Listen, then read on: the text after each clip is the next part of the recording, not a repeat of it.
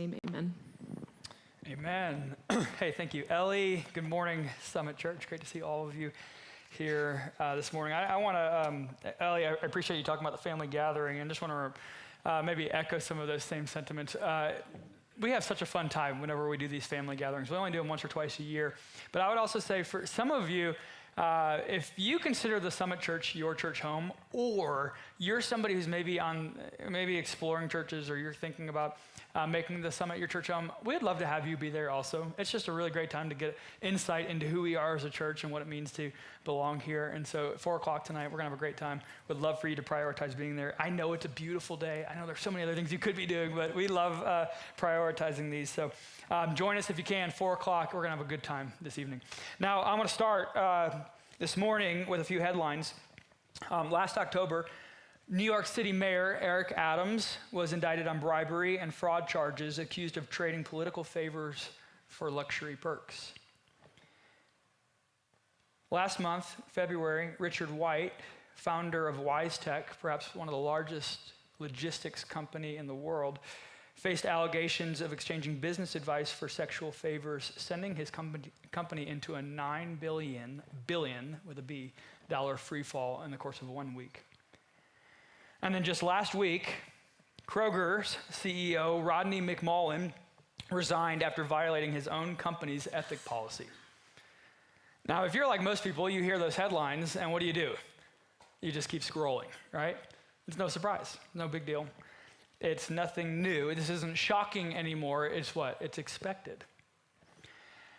And obviously, public trust has eroded not just in corporations, but also among the social elite as well, right? September of 24, music mogul Sean Diddy Combs was arrested on federal charges, including sex trafficking and sexual extortion, allegations tied to his infamous celebrity parties, the white parties, as well as just last month, social media influencers Andrew and Tristan Tate, with over 10 million online followers, relocated to the U.S. while still under European investigation for human trafficking and organized crime against women. Again, nothing new, nothing surprising, just another confirmation for many of us in the room that no one can be trusted. And then, lest we think that the corruption is only out there, in 2023, the International House of Prayer founder, Mike Bickle, was accused by multiple women of decades-long sexual misconduct, effectively dismantling the global prayer movement that he started, and it was quite the movement.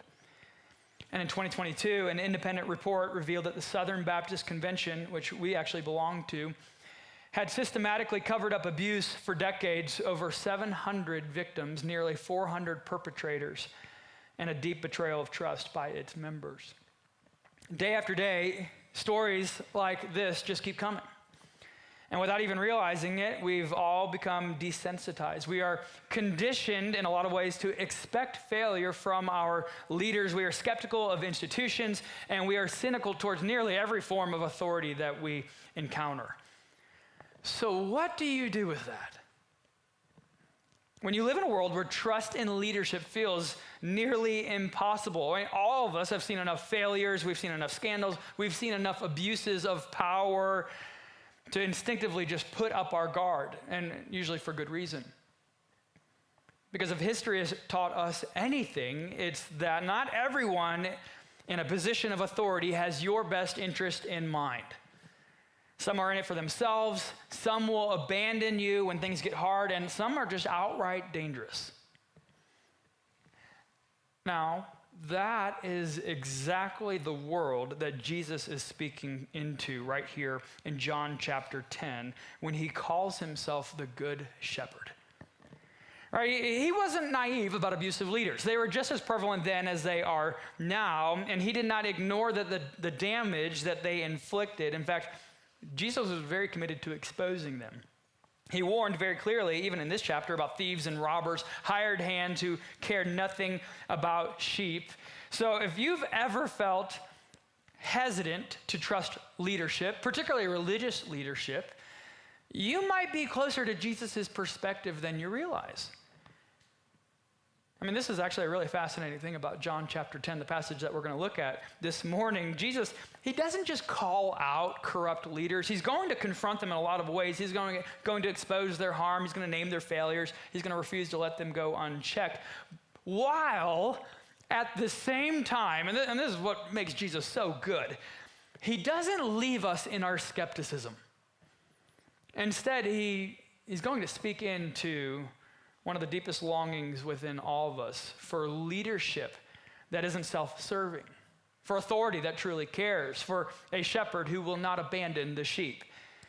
And that's the claim that Jesus made to his original audience in the first century, as they were just exhausted and desensitized to terrible leaders. And it's the same claim that he makes to us this morning, that I am the good shepherd, and the good shepherd lays down his life for the sheep. Now, if you've been with us for the last few weeks or even few months as we've been going throughout this series in the Gospel according to John, this is the fourth I am claim that Jesus makes. This is just kind of a throwback to the Old Testament when God reveals himself to Moses with the name I am, and then he connects that name, I am, to one of our great parts of brokenness within life today.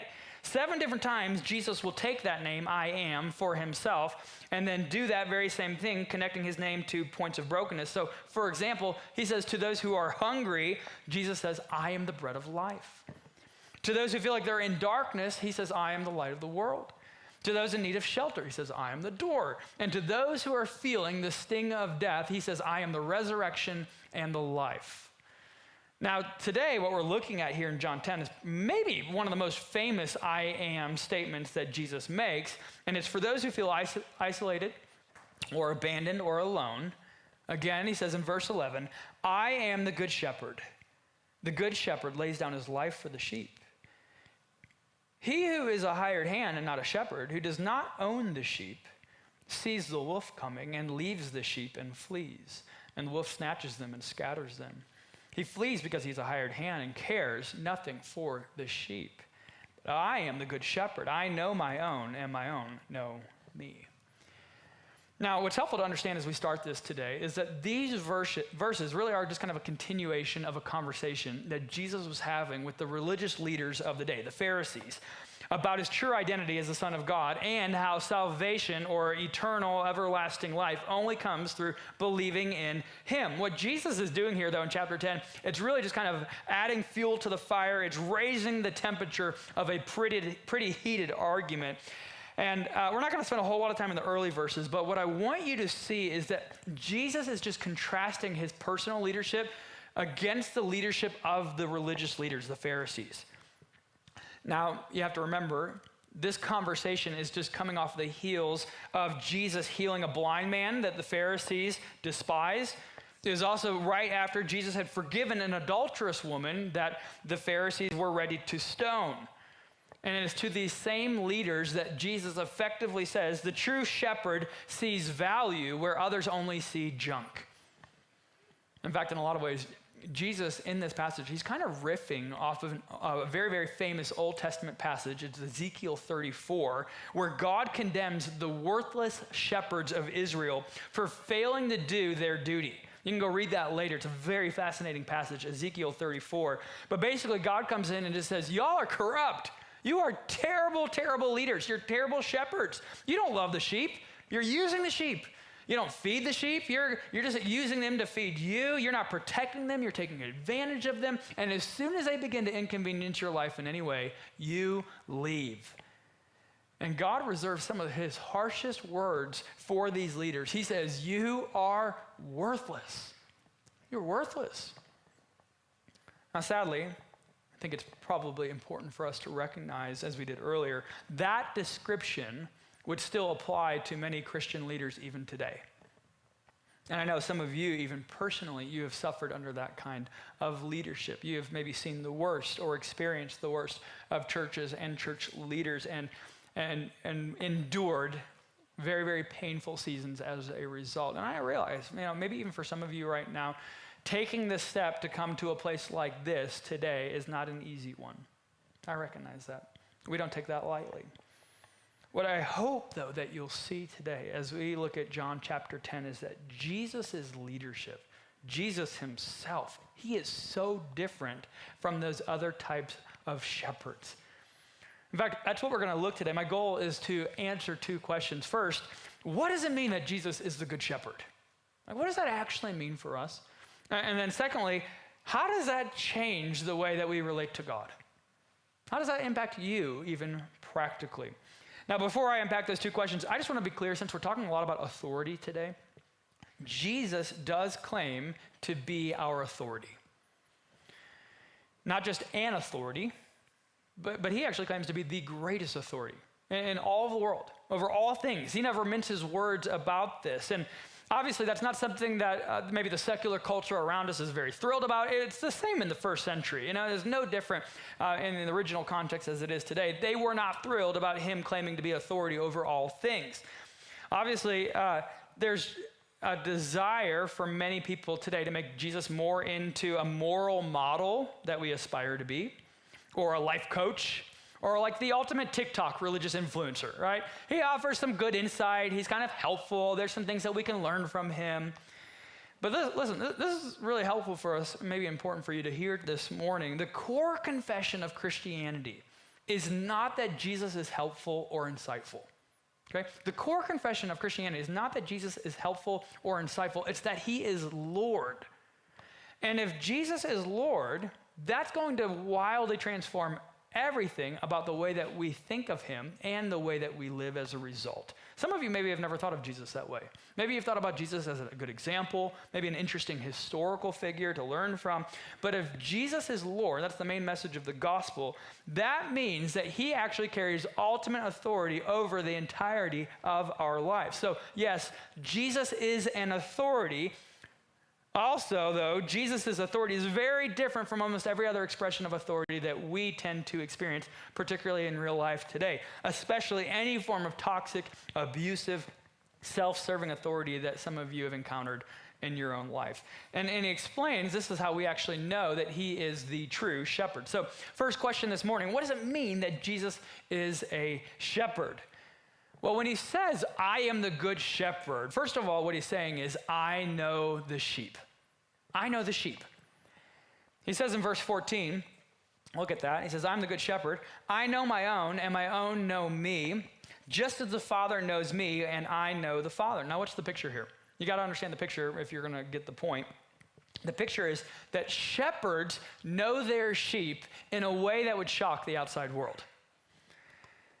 And you begin to pick a little bit of that up in the opening verses. If you look back at verse 1, Jesus says this. He's teaching the people here. He says, truly, truly, I say to you, he who does not enter the sheepfold by the door, but climbs in by another way, that man is a thief and a robber. But he who enters by the door is the shepherd of the sheep. To him the gatekeeper opens. Now look at this. The sheep hear his voice, and he calls his own sheep by name, and he leads them out. When he has brought out all his own, he goes before them, and the sheep follow him, for they know his voice. A stranger they will not follow, but they will flee from him, for they do not know the voice of strangers. Now, let's stop for a second. If you're somebody who grew up in church, you might already have some maybe misconceptions about sheep. We're often told, at least I was always told this growing up in church, that sheep are very, very dumb. Like, sheep are the dumbest animals that walk the earth. Like, they're the least intelligent animals of all. And for many, many years, I actually believed that, which is kind of a silly thing to believe, because if you're familiar with the Bible at all, there are so many different times that God says, you are all like sheep. And it's like, wait a minute, I grew up just wondering, does God think we're all very, very dumb? Well, I thought that for many years until I'll tell you what changed it.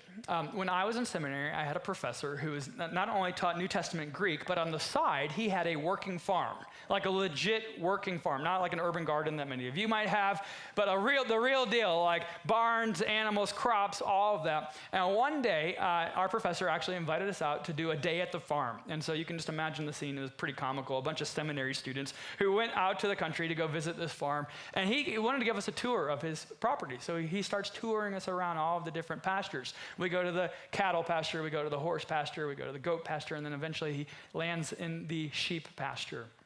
And at that moment, I still cannot forget this. It was a defining moment. I remember we're standing in the sheep pasture, and we look up this hill. Far up on the hill, you can see the flock of sheep. In fact, there's a picture. Okay, these are the real deal. Okay, real sheep. And in case you were wondering. And at this point, our professor, the shepherd, he turns to us. He said, "Hey, I want to see if you guys can try and call down the sheep. See if you can do it." And he knew exactly what he was doing in this moment. But, we were all lined up there. And he said, "Yeah, just give it a shot.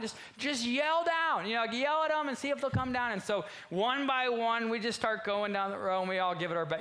"Hey, sheep," doing whatever we could to get their attention and see if we could get them to move at all. And I will tell you, not a single one of them even moved 1 inch. I mean, they didn't even lift their heads. They just kept eating, and that's all that they did. Well, after all of us had gone down the row and given it our best shot, and our professor stood up, and he kind of walked over and just kind of smiled, and he put his hand there beside his mouth, and he looked up the hill, and he goes, "Hey up, hey up." And at that moment, every single sheep, head all the way up, they came running down the hill as fast as they possibly could, straight to him. We were stunned. Why did they do that? Because they knew his voice. They recognized the voice of their shepherd, and he, as their shepherd, knew them. You know what I learned that day? Sheep are not dumb. They're just a little needy, right? They're a little bit needy. They need a shepherd who knows them. Why? Well, there are a lot of different reasons. One, sheep really are some of the most helpless of all animals. In fact, it's kind of a strange thing. I don't know if you've ever thought about it, but if you let almost any other animal loose, like a dog, a cat, a camel, a horse, whatever it is, most animals will do one of two things. One, if you let them loose, they'll either rip it and take off. They're ready to be wild again, and they'll just go free. Or, as the great classic movie Homeward Bound taught us all, what are they going to do? They're going to try to make their way back home, right? So you let an animal loose, they either go wild or they try to come home. Sheep don't do either of those things. Like, sheep just follow each other and keep wandering around. They don't care one bit. They just don't even have a real sense that they are lost. That's why they become some of the most helpless of all animals. They're defenseless. In fact, in the sight of a predator, do you know what sheep do? They just kind of turn inwardly. They actually turn inwardly within their crew, and they expose the meatiest part of themselves. Not a very good strategy in any way. Now, what is the point? What is Jesus trying to do here? Jesus is saying, here's his point. He's saying, you're like a sheep. You're spiritually helpless, and you are utterly dependent. And he says, I know you. I know you. I know everything about you, actually. I know my sheep. I know every thought that's ever crossed your mind. I know every emotion that's ever moved past your heart. I know every fear that you've ever felt, every doubt that you've ever wondered. I know every question you've asked, every act that you've participated in, every object that you've ever looked at, every sin that you've ever committed, every decision you've made, every regret that you hold on to, every relationship that you've longed for, every dream you hope for, every joy, every thrill, every comfort, every hope. I know all of that because I know all of you. You are a sheep. That's his assessment. You are like a sheep. You are spiritually helpless and utterly dependent, whether you realize it or not, whether you admit it or not. You are not a self-made man. You're not an independent woman. You are not a self-sufficient person. You are needy. You're dependent. In fact, I think I can maybe even help convince you of this. Even if you would maybe consider yourself not a religious person, we can maybe see this. I'll give you two examples, really two ways in which every human being is both spiritually and utterly dependent. First of all, we're dependent for healthy self-awareness. All right, what I mean by that is, on one hand, if you think back on your own life, think about other people that you might know even, the reality is we are constantly and continually overestimating or underestimating what we're capable of. Which means that we're constantly making bad decisions or choices, or missing out on different opportunities that we later regret. Why? Because we're either overestimating or underestimating what we're capable of. At the same time, we all live with some type of skewed perspective of who we are and how we're experienced. All right?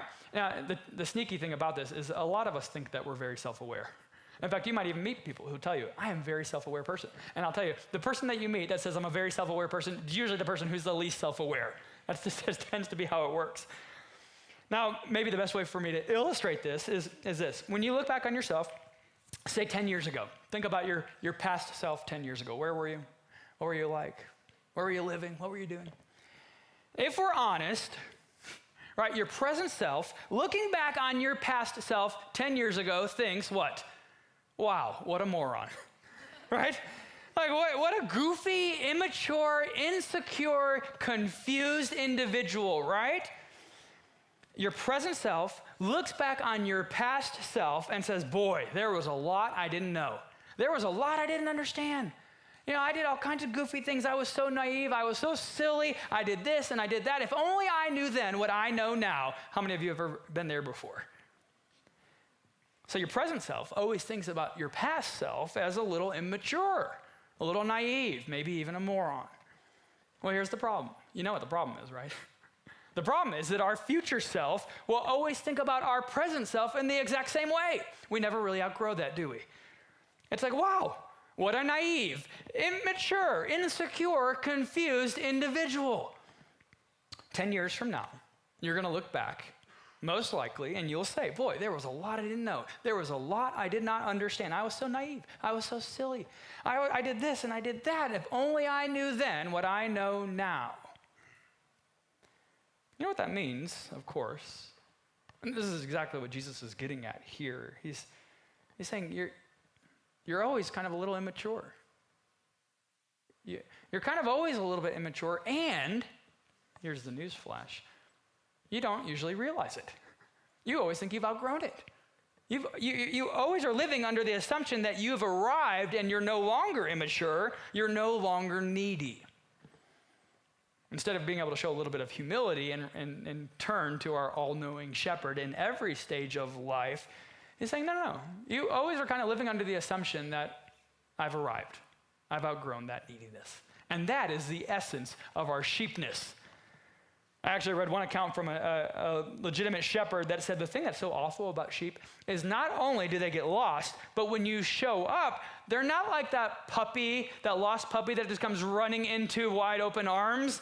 No, they don't even realize they're lost. So they just keep doing the very same thing they've been doing. There's no celebratory reunion at all. In fact, he says literally at times, you got to go tackle them, hold them down in order to bring them back into the fold. And if that's not a picture for us today, I don't know what is.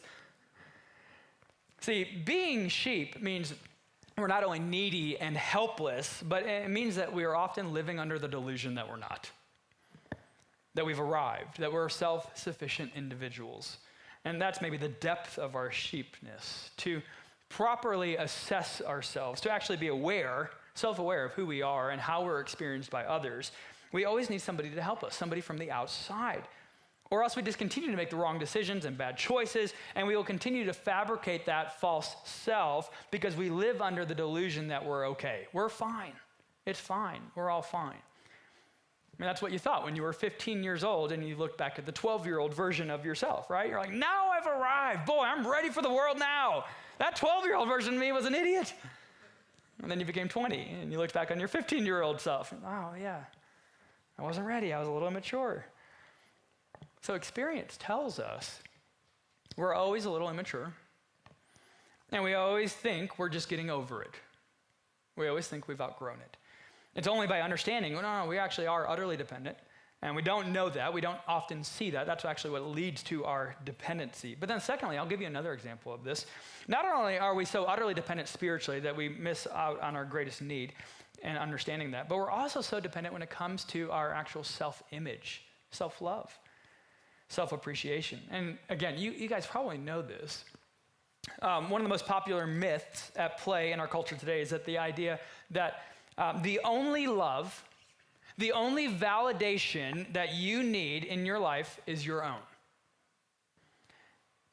You don't need anybody else to believe in you as long as you believe in yourself.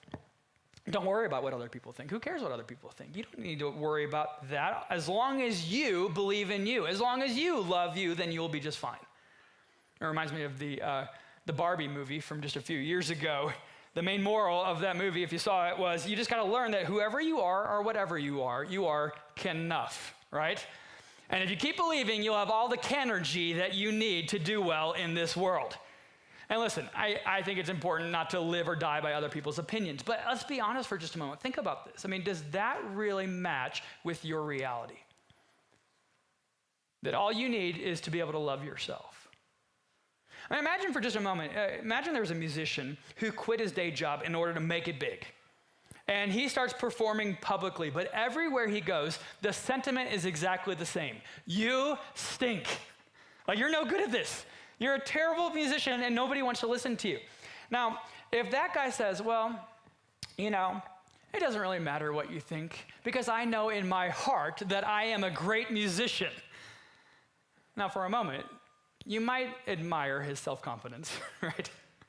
But at the very same time, you would realize, man, this guy's a lunatic. Like, he's crazy, he's delusional, he's on the verge of insanity. And here's the truth.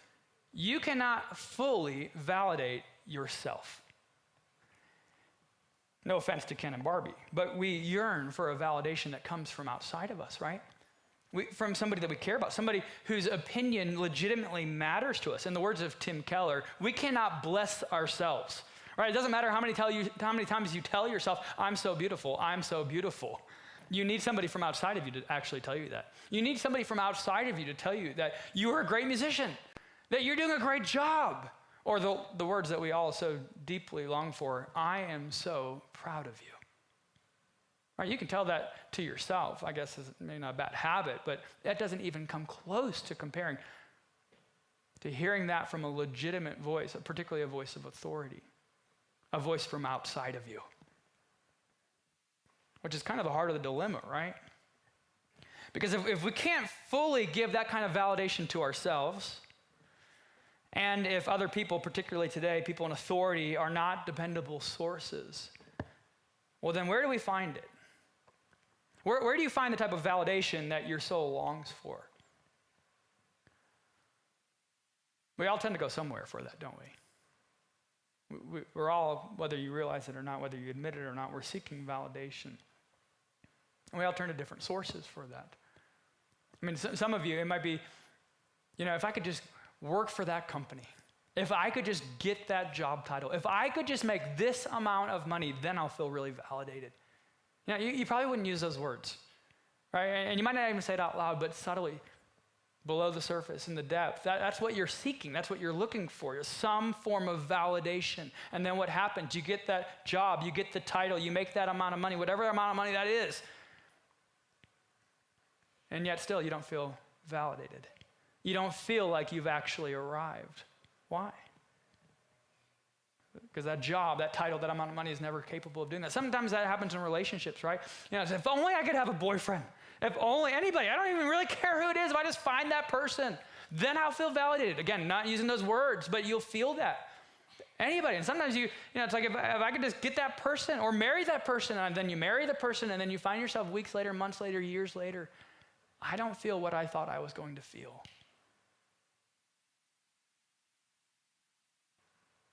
I thought this would be different. I thought this would somehow fix something deep down within me, and it doesn't seem to have worked. Why?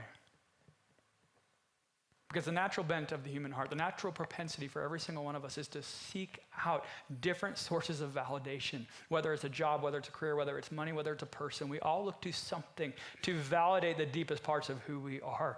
And what Jesus is telling us here in this passage is none of those things will ultimately fulfill you. It's only when you turn to the good shepherd. He's the only one.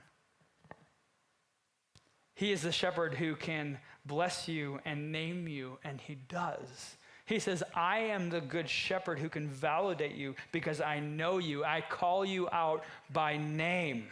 Look, this is actually the anthem of the scriptures. He knows you. Isaiah 43, thus says the Lord, fear not, for I have redeemed you. I have called you by name. You are mine.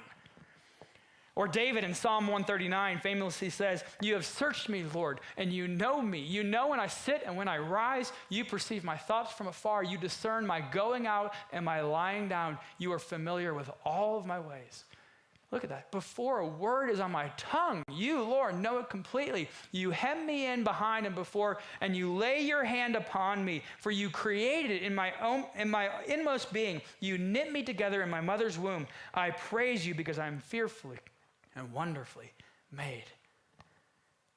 That's the depth of God's knowledge of you. And that's true for you. He created you. He knows the plans that he has for you, plans to prosper you and to give you a future and a hope, because he is our good shepherd and he calls you by name. In fact, look at verse 3 here. Jesus says, the sheep hear his voice, and he calls his own sheep by name and leads them out. In other words, in Jesus' eyes, you're not just a sheep, but you're a sheep that he knows by name. I mean, that's just kind of how Jesus rolls. If you've been with us throughout the gospel, you know that John chapter 1, he goes to Nathanael, and he says, hey, I know who you are. I saw you under the fig tree. Or to the woman and the woman at the well in John chapter 4, he says, I know you. I know all the men that you've been with as well.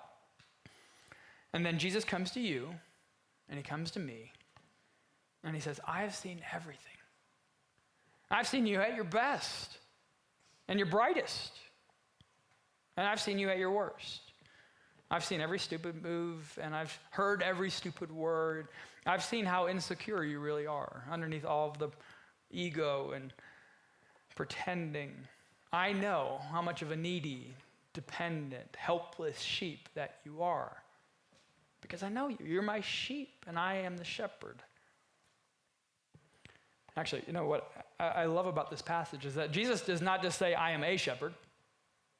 He does not even just say, I'm the shepherd. What does he say? I am the good shepherd. I am the good shepherd. I'm not like all the other self-seeking, self-obsessed shepherds out there. I am the good shepherd who what? Lays down his life for the sheep. Verse 11 says, I am the good shepherd. The good shepherd lays down his life for the sheep. It's like, wait, what?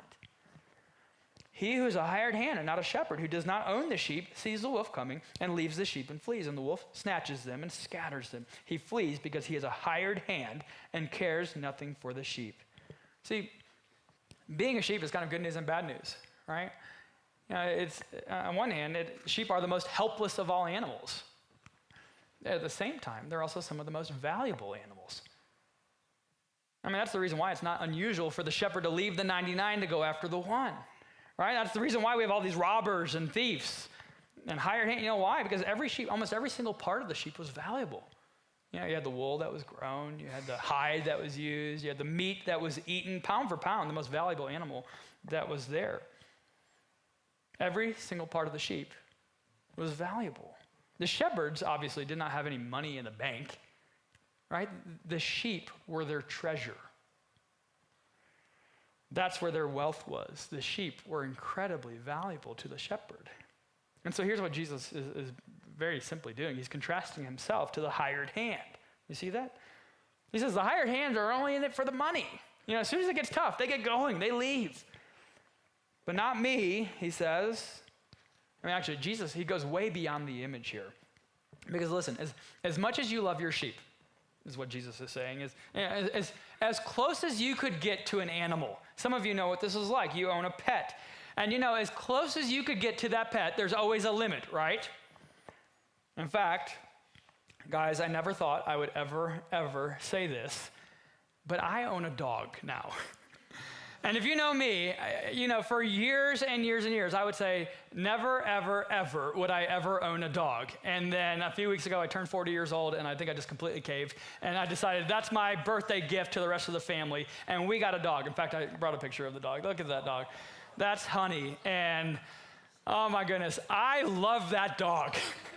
That is like the best dog ever. I absolutely love her. I'm smitten. Even as she does all of the dumb puppy things, you know, and tears up and ruins things, I'm just like, I still love her. She's my puppy. She's the best, and she's the absolute greatest. Now, here's the reality, and you can take that down because the metaphor is about to shift pretty darkly here in a moment. Here's the thing. As much as I love that dog, there is a limit, right? If that dog fell into like a giant fiery furnace, I would weep, I would wail, there would be gnashing of teeth, but I would not jump in, all right? Even my wife, who is a bigger animal lover than I am, she would not go in. There is a limit to our love. But here's the beautiful thing that we see here in John chapter 10, what Jesus Christ is saying. When the wolves come, when the people who are just in it for the money, they run.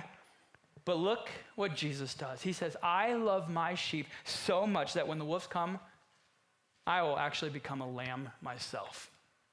I will lay down my life, verse 15, I will lay down my life for the sheep. In fact, that little word for, the English doesn't really do it justice. It's a little Greek preposition there that means in the place of. And so what Jesus Christ is saying, he's saying, I am the shepherd who literally becomes a sacrificial lamb who lays down my life in the place of my sheep. I am the shepherd that when the wolf comes, I would lose anything rather than see my sheep die. I would lose my life, I would lose my glory, so that not a single sheep would perish. And that is exactly what he does. It's pretty amazing, isn't it? The Son of God saying, I'm a shepherd, and you're a sheep. I mean, it sounds a little insulting at first. Right? If he's the shepherd and we're the sheep, it means that we're kind of morons. We're kind of foolish. We're immature. We're needy. We're dependent upon him for everything. But at the same time, when you see that he's not just a shepherd, when he's not just the shepherd, when he's the good shepherd and we're his sheep, we realize we are his treasure. We're his treasure. And even though he owns everything in this world, right? All the gold, all the wealth, everything.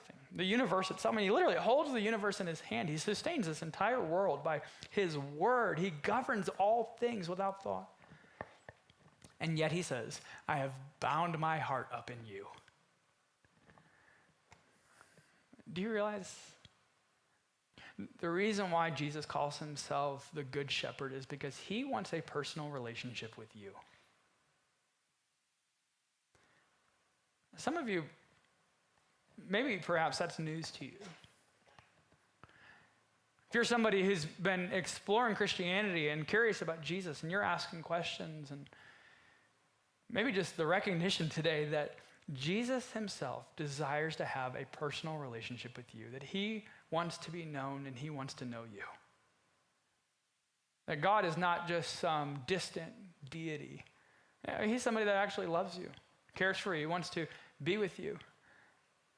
That he wants you to experience his presence in real life in everyday ways, to be able to hear his voice, to hear the voice of the shepherd. And that's actually the invitation that he's extending to you, even in this passage, to say you can be a part of that flock. You can be known by me, and I love to know you. At the same time, there are probably many of you who know this, who've heard this, who understand, yes, God wants a personal relationship with me, but maybe when you just think about your life, when you think about this season, when you think about where you are and where you have been, it doesn't really feel like you've got a personal relationship with him right now. It's like, yes, I know that's what he desires, but if I'm just being honest right now, it feels like we're kind of distant. It feels like there's some separation there. I'm not sure that I've enjoyed that relationship for any recent history. There's a song that was written multiple hundred years ago, an old hymn called Come Thou Fount. And there's a line in one of the stanzas that says, prone to wander, Lord, I feel it. Prone to leave the God I love. It's like sheep, right? We're prone to wander. We're prone to just to walk away. There's another line in that says, here's my heart, Lord, take and seal it. Seal it for thy courts above. And in a lot of ways, that's maybe the prayer that you might need to pray today. Prone to wonder, Lord, I feel it. Prone to leave the God I love. Here is my heart, Lord, take and seal it for thy courts above. And he is the good shepherd who welcomes us right back into that fold. You know, it's no surprise that when we get to somewhere like Psalm 23, that great psalm that we read earlier this morning, how does it begin? The Lord is my shepherd. I shall not want. Right? He leads me beside still waters. He makes me lie down in green pastures. He restores my soul. How many of you feel like I need my soul restored? I need my soul restored today. He leads me in paths of righteousness for his name's sake. Even though I walk through the valley of the shadow of death, and some of you might be there right now, I will fear no evil. Why? For he is with us. For he is with you. Thy rod and thy staff comfort me. You prepare a table for me in the presence of my enemies. It's like, wait, what? You anoint my head with oil. My cup overfloweth, as the King James says. Surely goodness and mercy shall follow me all the days of my life, and I shall dwell in the house of the Lord forever. See, Jesus is the shepherd who becomes a sheep so that his sheep could become his friends. Isn't that the best news ever? And that's the invitation. That's the invitation that Jesus gives us as the good shepherd today. Let's pray. Father, we thank you. God, we thank you just for that reality that you are the good shepherd. I'm the one who knows us, the one who feeds us, the one who protects us, the one who leads us beside still waters. Some of us, I think today, we desperately need that. We need our souls to be restored. We need the rest that you promise us, God. We know what it looks like, God. We need desperately the authority that we were created for, the leadership that we long for, that is found in you and you alone, God. For some of us maybe today that there's a reality that we've never known what it's like to have a personal relationship with you. And God, I would ask that in these moments, the next few minutes, Spirit of God, that you would do the type of work that you alone can do. Help us just to know and believe that we are deeply loved by you. You know us at our best and our brightest, and you know us at our worst. And yet you are still the shepherd who says, I lay down my life for the sheep. God, I pray that that truth, that reality would transform us today. God, those who feel distant from you this morning, maybe just feel like you are a shepherd that's far away. God, I want to pray that in your kindness, you would just draw us close back to you again. Remind us of your deep love for us. Remind us of who you are and how you provide. And God, let us be a time that we turn to you and see you for who you are. We ask these things in your holy name. Amen. Amen. All right, church, we're going to respond.